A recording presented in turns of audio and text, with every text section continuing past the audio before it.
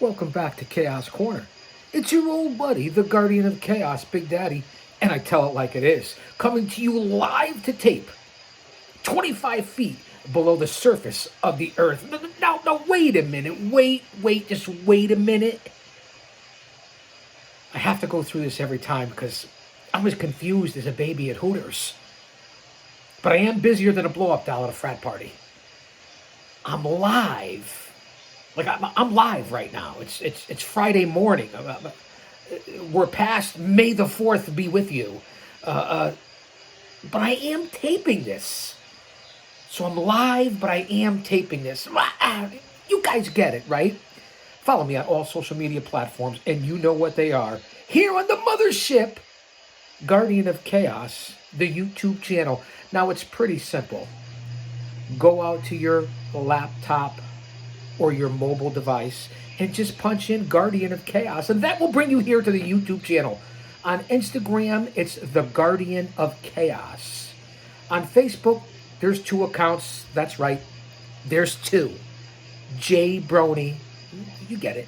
Jabroni, J Brony, and Prodigio Fidelis El Guardian.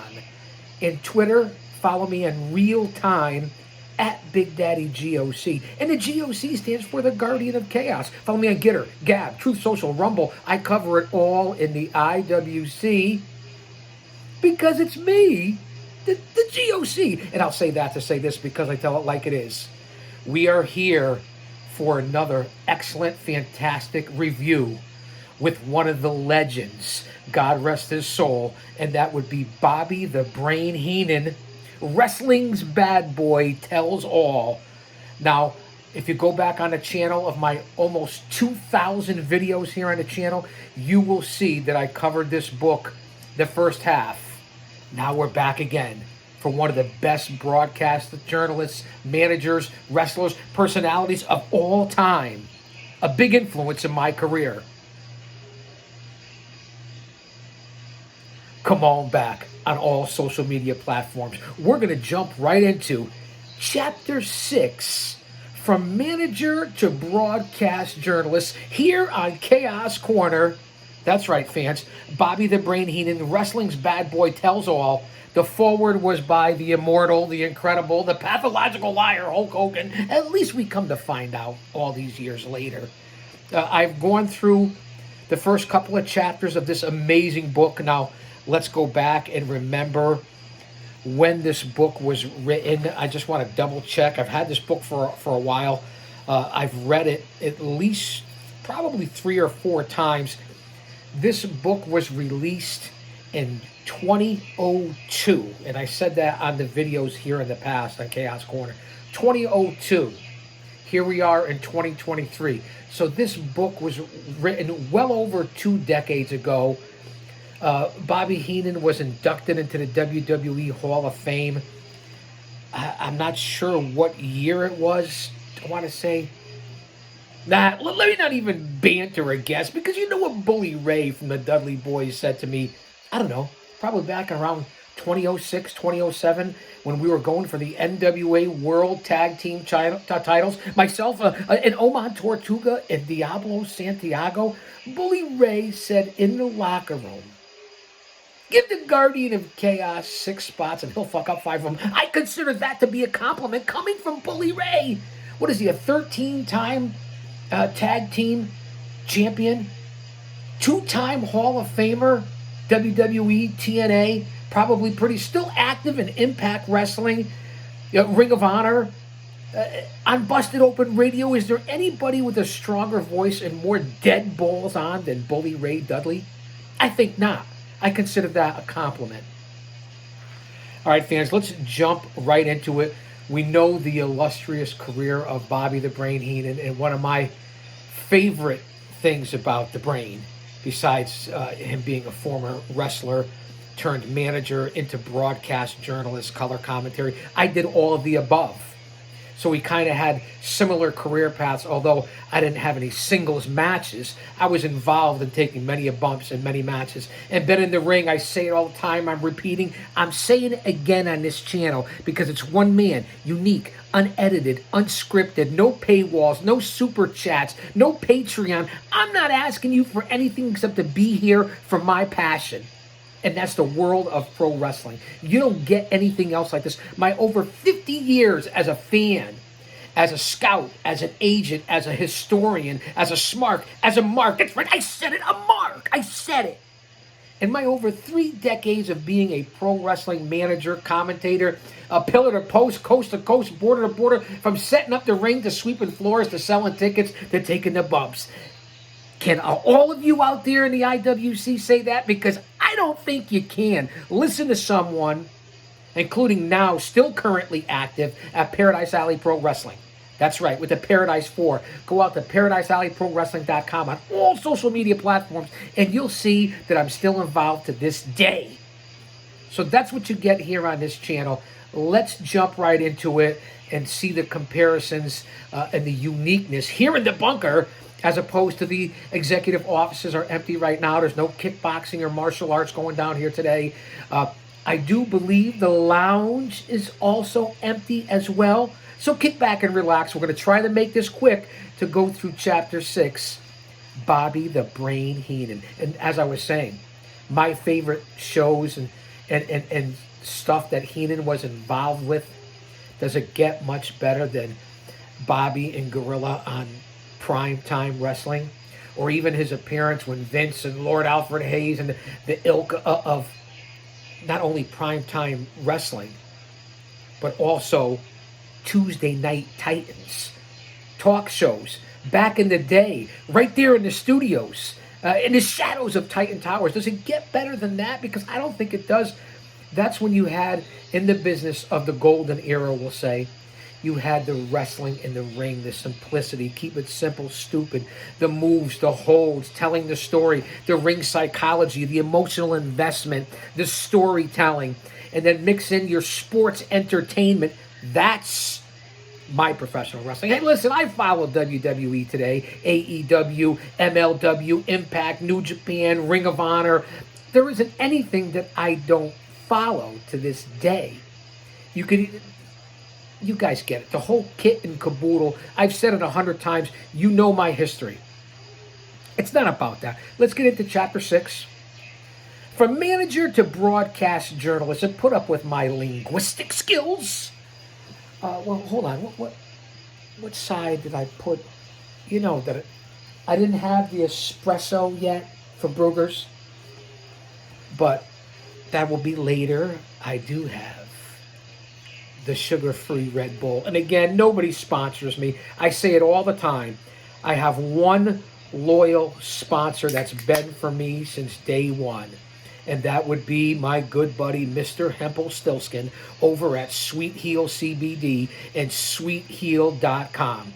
For all your CBD needs, CBD health, CBD oil, CBD life, CBD wellness. It's the wave of the future coming from a guy who's the over 50 demo god, the old man brand, a 2-time Hall of Famer, an athlete in every sport from baseball to football to soccer to foosball, for crying out loud. If you go a day without the CBD products, which we have learned and studied and through science are legally owned, legally grown, legally licensed, support your CBD companies. Purity, clarity, wellness. It doesn't get any better than Sweet Heel and sweetheel.com and Sweet Heel CBD. Tinctures, lotions, balms, edibles, gummies. Does it get any better than that? Flour. I mean, right here in the Constitution State, in the shadows of Titan Towers.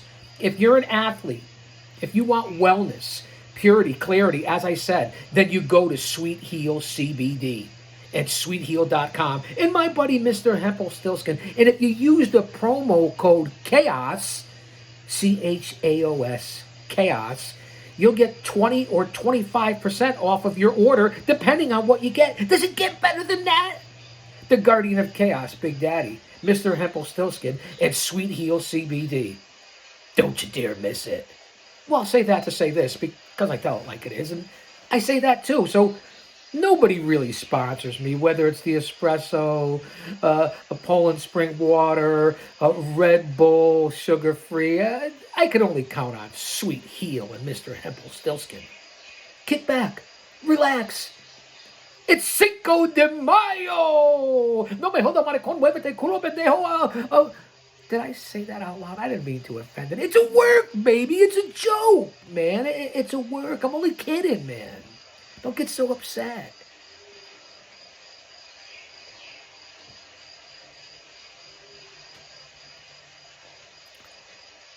Wow.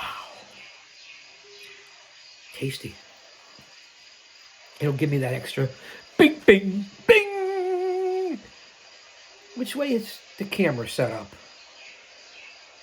People say talking to the camera. Put better descriptions in your videos. Listen, we're coming up on almost 600 subscribers. We're coming up on almost 250,000 views. We are coming up on almost 2,000 videos on the channel from every hero, legend, rookie, young lion, superstar, Hall of Famer, and including everyone I've been in the ring with and all the shows that I've been on. That's what you get here. Get us to the 4,000 watch hours. I could go to my laptop or StreamYard and start broadcasting and going live like every Tom, Dick, and Harry, Joe Jabroni. I mean, I could do that, but I don't. I want to earn it the hard way. I want to get the 1,000 legitimate subscribers. I want to get the 4,000 legitimate watch hours. That's what I want from this channel. I've been working hard at it. Signed up for what? I say this all the time. We're going to go through analytics show number 7 is coming up because we've been exploding. 2017, I got on just to follow other people like the OG of the IWC and to sit down with my buddy Don Tony, who I moderate for. It doesn't get much better with experience, class, knowledge than Don Tony. And of course, the hottest man on the block, the hottest man in the IWC, and that would be JD and Off the Script, the #1 fucking podcast on YouTube when it comes to the IWC. I also tag along, and I certainly am there for the launching and to be there from the beginning for the Chi-Town Smark, Heel Jesse on YouTube as well. I moderate for his channel, doing Impact to Ring of Honor and everything in between. And let's not forget my boys over at the Wrestling Council, Hollywood and Comic Book Bob, and of course the PWZ and the Professor Rick Del Santo. I'll even give a little shout out to my boy over there in Ireland. They're probably hanging out at the Blarney Stone, and that would be my boy Maurice at Cheap Heat Productions and the Mario Mancini Show. That's right, the Paradise 4, my home, where I do the broadcasting and the color commentary with Talking Tommy Saban, the future of this business. And of course, my protege at one time who's turned into a star, the voice of PAPW, and that would be one Matt DeCourt. It really is incredible to see how everybody has come along. And of course, and I said it, and I say of course all the time, because of course, that's what I say is of course. The Paradise 4, 4 men that worked under the guidance of the WWF, WCW, that would be PAPW owner, and was in the World Wrestling Federation from 84 to 92, Mario Mancini. That would be former 4 Horsemen, Power and Glory, Pretty Wonderful, Young Stallions, our head trainer at Paradise Alley, Pretty Paul Roma. Also, second generation grappler, that's right, also co-trainer, Mr. Paul Perez. And of course, who could forget the 6'5", 6'6", 380-pounder big Steve Tracy from Big Steve Bail Bonds. That's what you get at Paradise Alley Pro Wrestling. Plus, not to mention all the young lions and superstars that have come out of there that have gone on to superstardom, including the very first student at Paradise Alley Pro Wrestling, under the tutelage of Roma and Mancini. As I say, Roma trained, Mancini brained. That would be the sole proprietor, the earpod god, the most marketable man in pro wrestling, making his big return, Richard Holiday.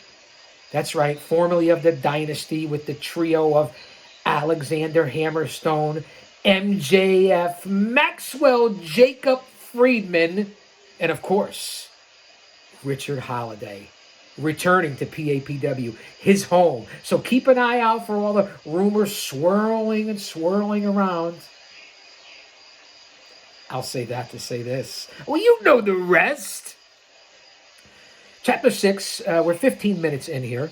From manager to broadcast journalist, Bobby the Brain Heenan. I told you about my lineage and consulting and hanging around with and the people that have influenced me and being able to talk to and pick their brain and be on some of the same events. Captain Lou Albano, Jim Cornette, Gary Hart, the list goes on and on. Bill Alfonso, Joel Gertner, of course, the legendary Classy Freddie Blassie, the Grand Wizard, and Bobby the Brain Heenan. Does it get better than that? Jimmy Hart, Paul Ellering. The list goes on and on of incredible managers. The guardian of chaos, Big Daddy. Here we go. Just like a pretty girl doesn't like other pretty girls, Andre the Giant didn't like big wrestlers. I remember when Manute Bol, a basketball player from Nigeria who was taller than Andre, would come to the Capitol Center in Washington. Andre would never go out and meet him because of something that Vince Sr. had put in Andre's mind. Don't let anyone see that they're bigger than you. Don't let anyone see that Andre with someone who was bigger, because then Andre couldn't be the biggest man in the world. And he had to be for the gimmick to work. The biggest man in the world, Andre the Giant. Now, Manute Bol was here in the greater New England tri-state northeast area, in the shadows of Titan Towers. I've seen him play in person a couple of times, even had a chance to meet him. Talk about your El Gigante and not actually El Gigante. So I can understand what Vince Sr. was doing and with Andre protecting the business when kayfabe was alive. John Studd wanted to be the biggest guy in the business, but he couldn't because of Andre. When Andre would work with Studd, he would really bump him around. Studd couldn't take the bumps because of his size. He would get in the ring with Andre and get pulverized, even losing some hair and getting some teeth loosened. Andre wanted Studd to stay on him and beat him down, and Big John simply didn't want to get him mad. You know the stories of Andre, and you certainly don't want to be on his wrong side. Right, boss? On television, Studd would say he was the real Giant, and I think Andre believed some of his interviews. I wasn't aware that the WWF was going to turn Andre heel in 1987. He walked up to me one day and said, "We're going to have some fun, boss," in my best Andre imitation, talking to the Brain. I was confused because I wasn't managing him at the time. A few days later, Vince approached me and said, "Andre would like you to be his manager." How about that? That was quite an honor. No one had ever managed him before, and he never wanted to be associated with anybody else. Andre always talked for himself. I think he just felt I was over and he could trust me. It wasn't Andre's idea to pass the torch to Hulk Hogan and to have that match at WrestleMania 3. Things that you learn, things that make you go, things that you learn here, besides speculation from people that have never really been in the business or in the ring. The finish was clear. Hogan would make a comeback, slam Andre and pin him. But you have to know that once you got your hands between Andre's legs and lifted him up, if he wanted to go forward, you couldn't stop him. He could hold you down and tell the referee, count. Count. That referee would count. I would have even run in the ring and counted myself, to quote Bobby the Brain Heenan. I don't think Hogan ever wanted to work with Andre because I don't think he trusted Andre. Trust is very important in the ring, and I say it all the time, how you have to trust the other workers. You have to trust them with your body, and they have to trust you, and with your ring psychology and your emotional investment of the fans and the storytelling, or it doesn't work. Or if you freeze for a minute, you step right by it and keep going, because nobody knows except you. The fans don't know. And to let someone trust in them, and they trust in you for your body on these high-risk maneuvers, especially now in 2023. It's the most important thing in the business, and I say it all the time to all you people that want to say, "I'm not wrestling fake, I'm going to grow up." What are you watching? What the fuck are you watching? What do you know? Have you ever been a stunt man in a movie? Have you ever gotten in a ring? Have you ever competed in mixed martial arts? For most of you, the answer is no, and for those that you did, you know what I'm talking about. I'll tell you, it's really is something I can't stress that enough. Trust is very important in the ring. We know that. And when Andre wanted something, he took it. Baron von Raschke once explained to me why Andre had bad teeth and even worse breath. Do you know what that's from? Eating handfuls of villagers, von Raschke said. You remember Baron von Raschke, the Claw, along with, the Von Erichs, but von Raschke. Andre was a natural heel because he grew up to hate people. Fans would walk up to him and ask questions like, well, how tall are you? Well, how big is your Johnson? Is it symmetrical? Well, how much do you weigh? Are you Andre the Giant? Hello? Anyone? McFly? Bueller? Bueller? The gall of the fans, especially in 2023. No offense to anyone. Take it how you want. I'm talking back when I was a fan. Still a fan, but different. Between the ages of 7 and 17 in the 70s. Let that marinate. Put that in your pipe and smoke it. Sweet Heel CBD. Sweet. I had to throw that in there. My Mr. Hempel Still's good. One of my only sponsor. So that was pretty good by Von Raschke, but from eating handfuls of villagers. Andre was a natural heel. As he said, he grew up to hate people. And the silly questions that come from the fans, it's like the same ones that rush up to you at the airport or when you're eating and try to get autographs and get stuff signed. You know who I'm talking about, all you clowns out there. He was no Willie Shoemaker, and you guys get to Google it. Duck, duck, go it. Willie Shoemaker. What do you think he is? Who did you think he was to answer those questions? He turned babyface at WrestleMania 6 when he lost the tag team title that he held with Haku. Pehaoi melihini kane pupule wiki wiki. Aloha and mahalo. After the match, he was supposed to attack me and slap me around. This is quoting Bobby the Brain Heenan. I saw that big paw coming down, but I moved to the left. I thought he was going to the right, but he moved to the left, and he missed me. His hand moved back to the left, and I was moving my face to the right. Bang! And he connected. He was paintbrushing the hell out of me, and I couldn't tell him to stop. It was like driving a golf ball in a bathroom. I didn't know where he was coming from. Boom, boom, boom, boom, the old paintbrush. But turning back to a babyface didn't change how he felt about the people. Well, I have had memberships all over to different gyms, health clubs, airline clubs. So I would go into the lounges and not be bothered. Andre wanted to sit in the hall, but everybody would bother him and believe me, turn and he would swear at them. Get out of here, boys. You know how Andre was. If he liked you, he liked you. If you had heat, you had heat. If you were an asshole as a fan, you got what was deserved. Imagine living his life. Did anyone ever put you in his shoes? Size 20-something, whatever they were. But just think about that. In the reality sense, as we talk about Andre the Giant and what he had to went through, and you saw the documentaries, and you see what the late, great Tim White said, the referee who drove him around, and you've heard what the Frenchman said when he was out on the ranch, and different stories from different people. I mean, imagine the life of Andre the Giant. Even though we're talking about Bobby the Brain Heenan, the bad boy tells all, I get it. Heenan was very connected with the Giant. Again, it was something Vince McMahon Sr. told him years ago.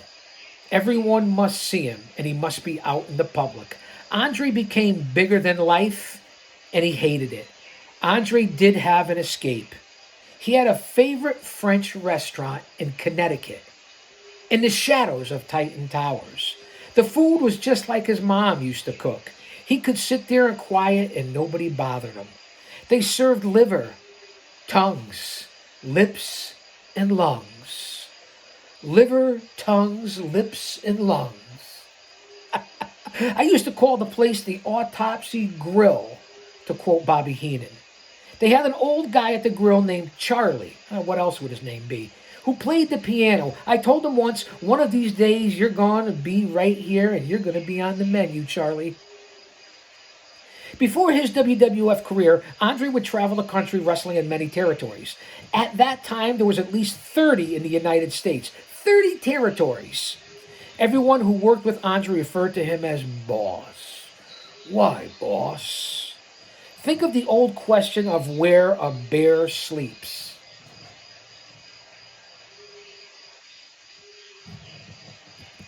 Anywhere he wants to. Replace bear with boss. And that summed up Andre the Giant. He even held the Live with Regis and Kathy Lee show hostage. I remember it like yesterday. Regis wanted to go to commercial, and Andre kept threatening Regis, yelling, "No, no," in my best Andre imitation. Andre hated to wrestle in the AWA. Vern Gagne always booked him to wrestle twice, a match on the card and the Battle Royal. Andre thought he was a special attraction and should wrestle only once, and I couldn't agree more. I get it. Vern Gagne was a legend. I understand that. Who am I to quack? I couldn't carry his jockstrap. Never mind sniff it. He would have said something about it, but he was usually booked higher up on the card with an opponent that would draw. Even though he hated doing it, Andre worked twice for the good of the promotion. But when he would work the singles match, he'd wrestle only a couple of minutes. And although he won most of the battle royals, there were times when he would just throw himself out of the ring. If he was in a bad mood, especially. However, not before backing up 6 wrestlers in the turnbuckle with his rear end and executing a unique, lethal and very common finishing move for him. Passing gas that sounded more like thunder. This chapter is basically about the Brain and his transition. We get it, right? From manager to a broadcast journalist, color commentator, and this is a big part of Chapter 6 here with Andre the Giant. You guys get it. Bobby the Brain. Non-wrestlers were not immune to Andre's finisher. He would do it in elevators with a bunch of old women in there. He'd scowl at them and yell, "Quit it!"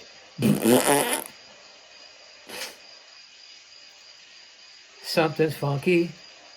A little skunky, a little funky, a little skunky when Andre was around.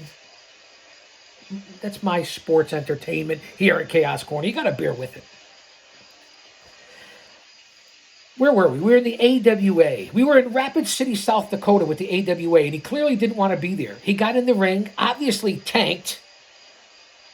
Little Umbriaga, looked at everybody and again eliminated himself from the Battle Royal. A few days later, I was serving as the agent backstage when Vern Gagne walked up to me and said, "I hear Andre is finishing his matches too early." I said, "Well, that's Andre." He said, "You keep him in there." I said, "Vern, if I had a Thompson submachine gun, I couldn't keep him in there. When the man goes home, he goes home. Good night, Mr. Gagne." I bumped into Andre once at O'Hare Airport. I hadn't seen him in about 10 years. This big paw grabbed me by the shoulder. I turned around, and there he was in a plain suit with big hair. "Andre? I don't think he's here." "Boss, how have you been?" I asked. "You have a drink with me?" Andre demanded. That wasn't a good Andre impression. "You have a drink with me?" Andre demanded. "I can't. I got to catch a plane to Omaha. I've only got 10 minutes. He wouldn't let go. "No, you have a drink with me." "No, I have to go, please." "Well, good to see you." Andre left and walked about 10 more steps when a couple of businessmen, Bob Newhart types, I used to like Bob Newhart, asked me, "Who was that?" I said, "I don't know, but I was on my way to the plane and he grabbed me and asked me to go with him into the bathroom or something like that." The Brain. Yeah, he was a lunatic. They both screamed, "Oh my God," and ran in the opposite direction of where Andre was going. Andre used to be and used to like to have a few eye-openers, not be, like in the morning, a few eye-openers. Well, in the afternoon and at night, too.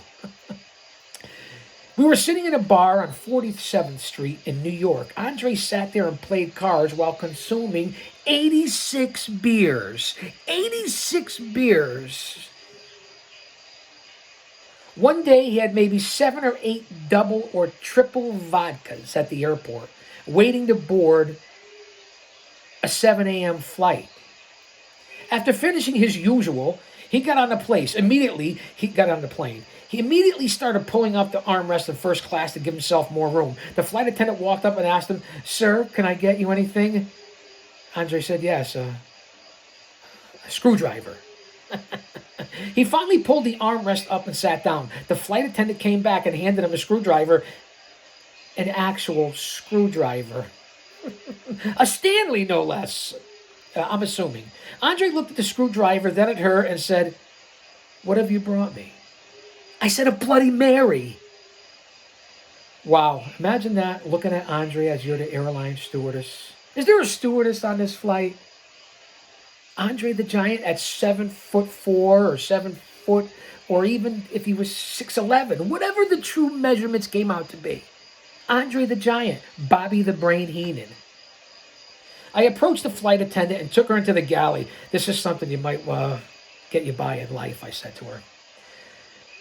Importing some words of wisdom, and you know how that we like words of wisdom here on Chaos Corner. In order to get respect, you have to start with respecting yourself. Once you do that, you open other people's minds to respecting you. Speaking of wisdom from Guardian of Chaos. A guy gets on the plane at 7 in the morning. He's got a plaid suit on. He's 7'4" and 550 pounds. He's got hair like the MGM lion, and he's drunk. Don't bring him any tools. We went to the Marriott in Kansas City. At midnight, they had last call. The bartender came up to me and asked, "Is Andre here with you at this time?" Andre the Giant. "No," I said. Thank God," the bartender said. "Last time he was here, I gave last call, and he didn't want to leave. I told him that I could only stay as long as he was drinking." Andre ordered 40 vodka tonics, sat and drank them until 4 in the morning. I met Rob Reiner, who's an asshole, at the Comedy Awards in Los Angeles after Andre passed away. He was the producer of The Princess Bride, a movie that Andre appeared in, a pure classic. It really was. I actually did a remake of the scene, one of the scenes from The Princess Bride when I was on that show, The Green Room. 1 million people, allegedly, right? Yeah. I said he certainly was. Do you know what his bill was at the Hyatt in London the month we shot the movie with him? No, $40,000. And there wasn't one movie on the bill. He never left the bar. He never left the bar. And I'm not talking about being an attorney. Women loved Andre.